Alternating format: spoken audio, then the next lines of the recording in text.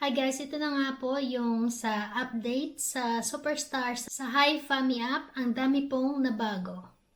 So kagaya ng nabanggit ko last time, yung new rules, new policy sa pagiging superstar ay effective mula January 26. So, ito yung mga pagbabago. Yung sa superstar task ay binaba po yung mga nakukuha nating diamonds. Halimbawa, kapag nag-send ka ng 100 gift, dati meron tayong nakukuhang 10 diamonds. Ngayon ay 3% na lang, 3 diamonds na lang yung nakukuha natin. At yung sa dice, binago din nila. At ang sa farming naman, binago din nila. So, yung dating 100M lang yung kailangan natin para makapag-level upgrade, itinaas din nila. So, dito, makikita na natin yung kailangan sa akin ay 310 million. So, nakadepende na sa level natin. Pataas ng pataas ang required. Yan yung pagbabago sa farm. Dito naman sa Superstar Task, so paano natin malalaman kung puno na ba yung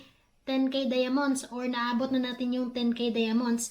Makikita nyo yan sa mismong room ninyo. Diba makikita nyo yung rank, tapos sa ilalim yan kung ilan yung diamonds na na-collect ninyo simula Monday. So kahit i-withdraw nyo yung diamonds nyo, continuous pa rin yung count dyan. No, hindi yan magba-back to zero. Magre-reset lang yan sa Monday. Kasi every Monday yung reset eh. So dito sa task, yung pinagbago, dinivide na nila sa dalawa, yung daily task, which is yung makuha natin ay experience, kung saan yan po ang required para mag-level up yung room natin, yung experience. Dito naman sa Superstar Task, dyan mo makita kung ano yung mga dapat mong gawin kapag Superstar ka. However, optional pa din to, hindi mo siya kailangan gawin kung wala kang coins. Kasi required naman talaga ng coins to eh, yung gift spending at saka yung sa games. Ayan, lahat required coins yan dyan, maliban na lang sa dice.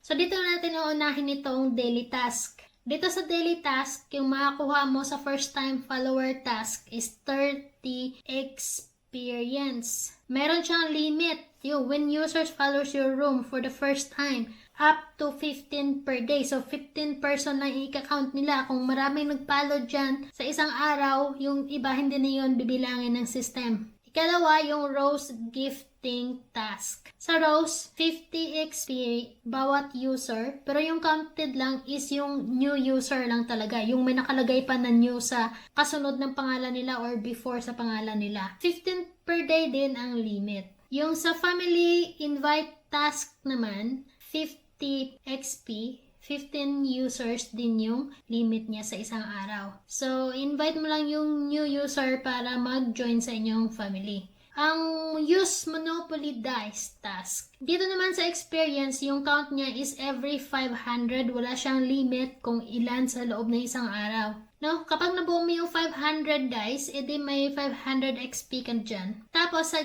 gift spending task naman, sa bawat 100 coins ay 60 XP. No matter what, kahit anong level pa yan, siguro. Kasi hindi na nila nilagay yung by level yung makakuha natin. Like, dati kapag level 20 tayo, sa room natin, na makuha natin is 100 XP din kapag nag-trade tayo ng 100 coins. So, dito tayo sa Superstar Task. Malaki ang pinagbago kagaya ng sinabi ko. Yung sa gift spending task, dating 10%, ngayon ay 3% na lang. Dito naman sa Boost Gold Spending through in-room games. So, kung mahilig ka maglaro like Fishing Star, Olympus, lahat ng laro dyan na nandyan, counted yan kung magkano yung na-spend mo. So, 15,000. Kapag naabot mo na yung 15,000, babalik na naman yan sa zero count ulit hanggang 15,000. Another 100 diamonds na naman yan. Dito sa Help from New Band Task. So, ito yung kagaya dati, yung first time band task sa room mo, pinag-isa na nila yung BFF at saka CP. Bali, 100 diamonds na lang yung nakakuha natin. Dito naman sa Sell Gift Pack Task. Sinulat nila dito is first top up, daily pack, etc.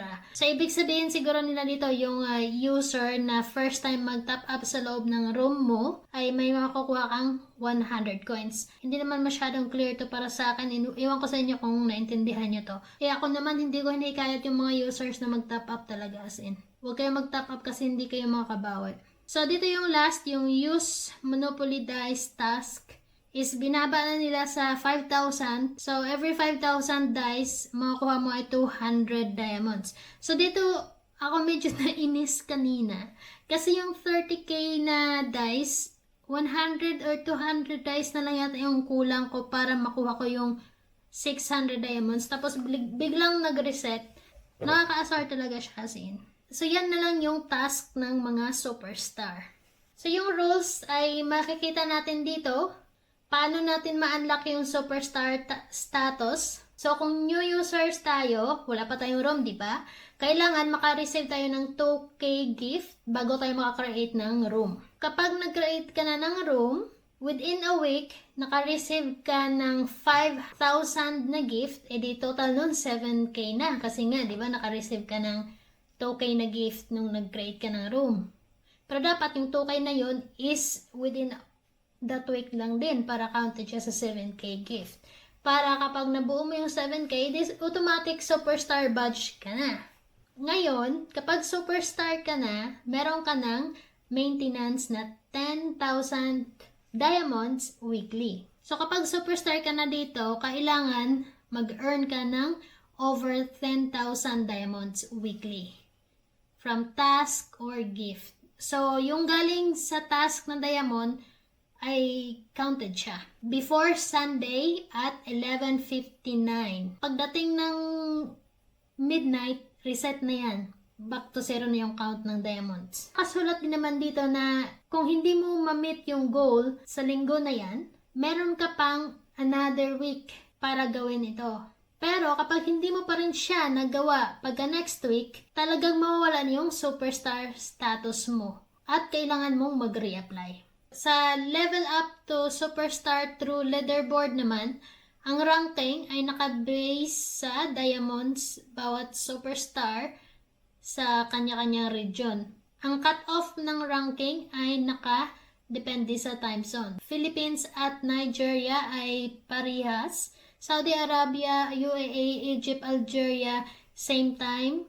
Indonesia, mag-isa ang Indonesia, Pakistan at Bangladesh, same time. At saka yung Vietnam, Brazil, Sri Lanka, and iba pang countries is may same time zone sila. So, sa Superstar, ang top performers ay makakaroon sila ng rewards at saka high diamond shares. So, kung gusto mo yung status niyo na manatili, kailangan mataas din yung rank mo every week. Ang top 30 lang yung bibigyan nila ng gift. Dito may makukuha ka kapag nasa top 30 ka, yung 7-day profile customizations, profile frame, avatar frame, chat bubble, at saka yung bonus coins. Yung top 1 ang makukuha ay 10,000 coins, 9,000 naman sa second, 8,000 sa third, 5,000 each sa top 4 to 10, at saka 1,000 coins sa top 11 to 30. So, hindi na siya kagaya ng dati na nasa up to 300 yung nakalagay na bibigyan nila ng diamonds.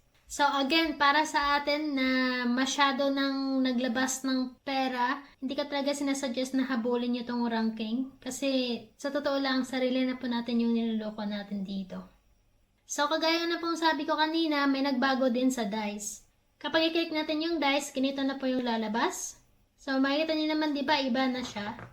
Yung may red packet na dyan, tapos meron pirate na. Yung sa pirate na yan, sure ako na magnanakaw ka ng pananim or ng gold ng kasamahan mo. Pero sana yung ginawa nila is yung sa ibang family na lang, no? Kasi nakaka-guilty talaga yung nanakawan mo yung family mo. At makikita mo din yung pagkakaiba dito sa gilid, meron na siyang rat. Diyan po sa rat ay maduduling ka dito. Kasi nga, hahanapin mo, tatandaan mo yung rat kung saan banda. O, sige, subukan natin para makita ninyo. Kung hindi pa updated yun sa inyo, so, makikita nyo po yung sample, no?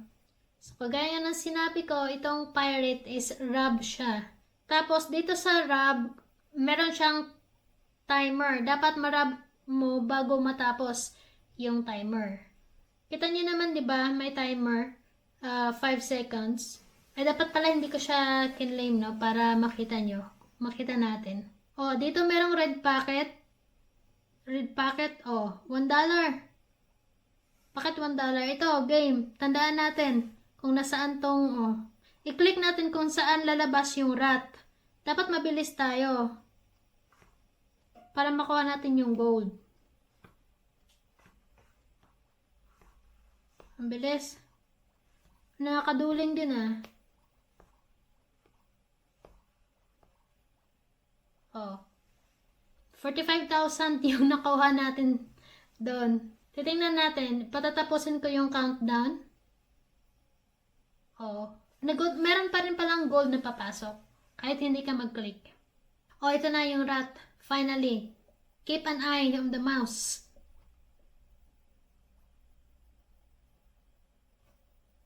Oh my God, na-missed ko. Ang liit ng golds na nakuha kasi nga na-missed ko siya. So yan po yung pagbabago sa Superstar Task at saka sa farm. Yung pag-upgrade natin is tumaas na po yung required na gold. Yan lang po.